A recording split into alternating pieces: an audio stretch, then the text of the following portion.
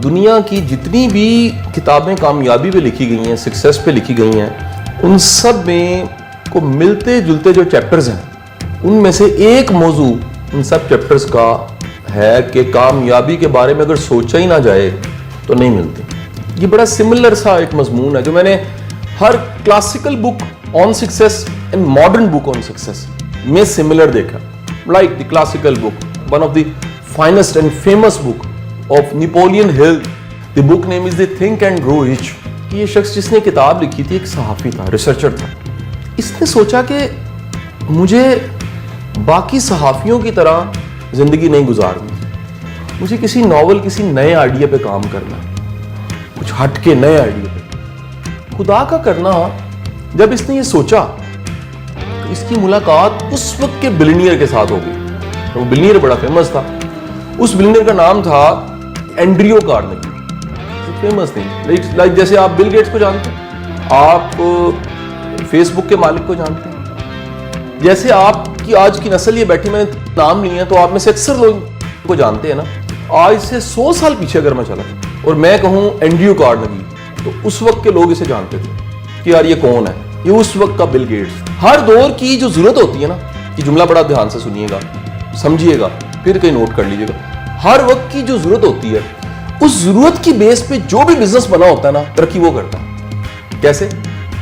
100 साल पहले दुनिया में लग रही थी इंडस्ट्री, और जब इंडस्ट्री लग रही थी तो इंडस्ट्रियलाइजेशन की वजह से सबसे हॉट आइटम जिसकी बड़ी डिमांड थी वो था आयरन, मेटल। और ये लोहे का काम जो है जी, आज से 100 साल पहले अमेरिका की स्टील का 33% प्रोड्यूस करने वाला शख्स एंड्रयू कार्नेगी। अब सोचिए पूरा अमेरिका का जरा साइज सोच लें, फिर अमेरिका कितनी बड़ी पावर है, फिर अमेरिका की स्टील जितनी प्रोड्यूस हो रही है उसका 1/3 33%, 30% प्लस जो बंदा प्रोड्यूस कर रहा है स्टील, जो इंडस्ट्री प्रोड्यूस कर रही है, वो है Andrew Carnegie steel industry. Andrew के पास कितना पैसा था, एक अलग मजमून है। एंड्रयू अपनी जिंदगी के आखिरी अयाम में ये सोच रहा था कि मैं एक मजदूर से जिंदगी शुरू की, मैंने एंड्रयू सोच रहा था, और उसके बाद सुपरवाइजर बना, उसके बाद मैंने तरक्की की, उसके बाद मैंने इंडस्ट्री लगा ली, उसके बाद इंडस्ट्री लगा के मैं अमेरिका का अमीर तरीन शख्स बन गया। ये एंड्रयू सोच रहा था, और मैं वो सोच रहा था कि अगर यहां जमीन से बिल्कुल उठ के यहां तक मैं आ गया हूं तो इसके पीछे कुछ साइंस है, ये सिर्फ किस्मत तुक्का नहीं है। उसका ये बिलीव था।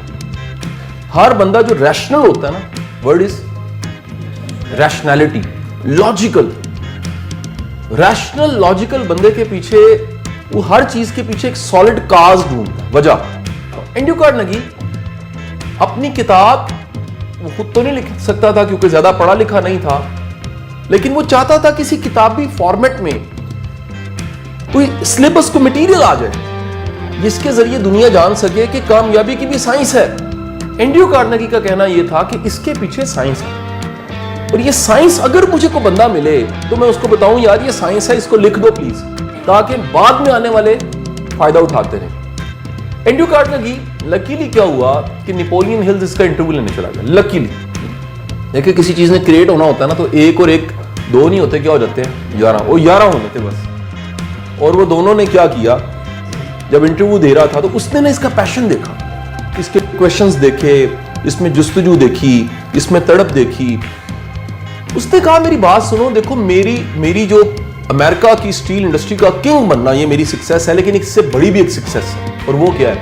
वो कहता है जब कोई कामयाब हो जाता है ना, जब कोई कामयाब हो जाता है तो उसके इर्द गिर्द जो फ्रेंड्स होते हैं वो भी कामयाबी होते हैं। वो अपने साथ नाकाम बंदों को कैरी नहीं कर सकता, तो ताल्लुक तो रख लेता है, ताल्लुक रखे जा सकते हैं, लेकिन उसका जो फ्रेंड सर्कल होता है, इट्स लाइक ईगल ने फ्लाई करना है तो ईगल के साथ ही नहीं फ्लाई कर सकता। उसका जो क्लब होगा वो ईगल के लेवल पे होगा, वो ये नहीं हो सकता कि वो क्रो के लेवल पे है।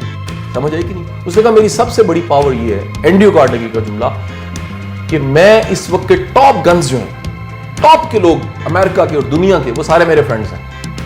अगर तुमने जितना अच्छा इंटरव्यू लिया है, अगर तुम ये कहो तो मैं तुम्हें अपने लेटर पैड पे खत लिख के दे देता हूं सबके लिए बाय नेम। उसने कहा लाइक नाम बताएं, जिस तरह नाम सुनिएगा फिर आप कहेंगे वो कितना जीनियस इंसान था जिसने कहा, और आगे सामने बैठा कितना उससे भी ज्यादा ज़हीन था। उसने कहा मैं तुम्हें एडिसन के नाम खत लिख के दूंगा। एडिसन उसका फ्रेंड था, उस वक्त एडिसन जिंदा था।